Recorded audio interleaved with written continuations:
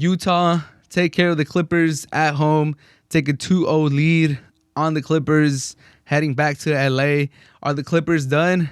We've seen this movie before in these years' playoffs, but it feels a little different. I mean, for the Clippers' sake, being down 2-0 to Utah is a little bit better than being down 2-0 against the Mavs, because against the Mavs, they lost 2 games at home and it looked more dire. Like, you had to go to Dallas being down 2-0. At least at this point, the Clippers are down 2-0 or 0-2, but now they're going back to LA. They're going home. They get to sleep in their own beds. So that's, if you want to look at it in a positive lining, that's the positive side. They lost 2 away games, so it's not the end of the world. Just take care of business at home, and you should be, even up the series 2-2, and that's what most people expect after 4 games. That's like a solid result. But the negative side is that Donovan Mitchell looks like the best player in this series. He was amazing in the first half. I believe he finished with 28 points in the first half. They held him to 9 points in the second half. They went to a zone. Tyronn Lue did make some adjustments, so shout out to him. But still, with that being said, Donovan Mitchell does look like the best player in this series. So the Clippers have to dig deep. They have to find either Kawhi or PG. They need to, establish themselves again as one of the best perimeter defenders. Everyone calls them, the best combination of perimeter defenders in the league because they could score, they could defend. We've heard this a lot when they join forces. And now 2 back-to-back series, we have Luka going off on them. We have Donovan Mitchell going off on them. We got to see them establish their defensive prowess, or else the Clippers are going home. And like I said, the West is wide open. The Suns look good. The Nuggets have the MVP. We'll see how they bounce back tonight. But the Clippers have the 2 biggest stars left in the West side of the NBA, in the Western Conference. So to be down 2-0 against Utah, that's a little upsetting if you're a Clippers fan. Rudy Gobert, he won the Defensive Player of the Year for the 3rd time in his career. He had some great plays last night. He definitely deters the Clippers from attacking the paint. He's a giant down there. He's the Eiffel Tower. He had a great game, just getting boards, getting blocks. But for the Clippers, I think Kawhi needs to take over. I've said this before against the Mavs. He just needs to take over. I don't know how his body's handling the playoffs. He's not getting as many minutes as PG. PG basically plays like 44 minutes regularly, and Kawhi just plays like 37, 38. I know it might be difficult for him to go the distance, but they're going to need more from him because being down 2-0 is not a pretty thing. The Clippers did make a comeback. They were down like 10 points at halftime. They took the lead in the 3rd quarter just to give it right back. The Clippers, I think they just have this weird tendency of when they're down, they make comebacks. They might even take like a 1 or 2 point lead, 3 point lead. But they can never really sustain. They make sick ass comebacks where you're like, damn, there you go, Clippers. Good for you guys for making this comeback, for taking control of the game.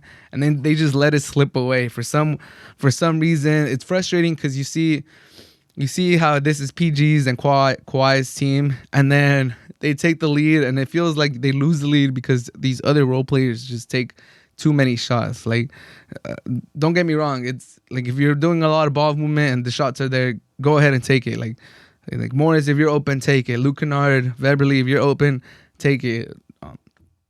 But it just seems like sometimes they lose these momentums or they lose these runs that they're going on, and it just feels like, damn, we lost that lead, and neither Kawhi or PG took a shot during that run or during this like negative 8-0 run that just happened. Like, Utah just went on a 9-0 run, and that whole time our 2 biggest stars were on the court and none of them took a shot. Like, why is that happening? So I just find that frustrating. Like, if I was a Clipper fan, I would be frustrated like seeing that happen. Like stop the run. Like, all right, yeah, they scored 4 in a row, they scored 5 in a row. Give the ball to Kawhi. Like, let him like stop that run. Get us a bucket, or give the ball to PG. Get us a bucket to stop this run. And it just seems like they panic. They just, I don't know. it sometimes seems like I want to give Morris props. He doesn't shy away from the moment. He's always ready to shoot, for good or for bad. Sometimes he does hit those threes, and you're like, damn, Morris is a beast. Like, look at that shot that he took. It doesn't matter if there's a guy in front of him. He's taking that shot. But sometimes it's like, all right, buddy, you should have passed the ball. All I know is that being down 2-0 to the Jazz, to the Utah Jazz, is not the same as being down to the Mavs, because Utah is deep. Bogdanovich, he could shoot. He was defending great against Kawhi. Ingles is gonna find his shot. Clarkson had a good game. He had like a spurt in the third quarter. He was just going off. It's not just Donovan Mitchell like it just was Luka. He has help. Mike Conley's not even playing, so he's gonna come back. He might not play tonight, or on Saturday whenever they play again. He might not play game 3, but if they go game 4, game 5, he should be back for that. So Utah, they're already up 2-0, and they still got Mike Conley coming back. This is not looking so good for the Clippers. Like I said, the silver lining is that they are going back to LA, and the Tyronn Lue made an adjustment in the second half of game 2 that did seem to help slow down Donovan Mitchell. So we'll see if he goes back to that zone to start off game 3 in LA. And we'll see if PG is able to turn it on.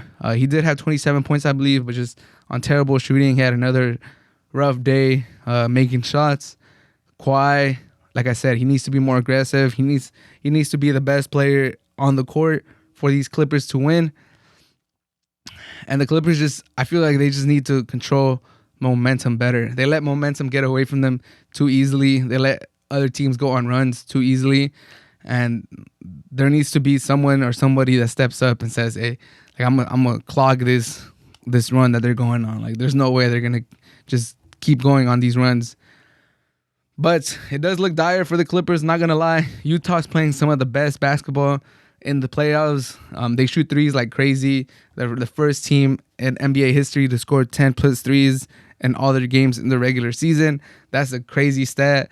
They can shoot the lights out of anybody. Conley should be coming back. He's a great facilitator. He could control the tempo. He's great in the playoffs. It's looking dire for the Clippers. Game 3 is definitely a must-win game by the Clippers in LA. If they lose Game 3, this series is over. But what do you guys think? Are the Clippers done? Personally, I don't think they're done, but they do need to win Game 3. Game 3 is a must-win game. Let me know down below, or tweet at me at hardtohandlesports_ or on Instagram, hardtohandlesports. Let me know what you guys think. Are the Clippers done? Is the Utah Jazz going to advance to the Western Conference Finals? Let me know.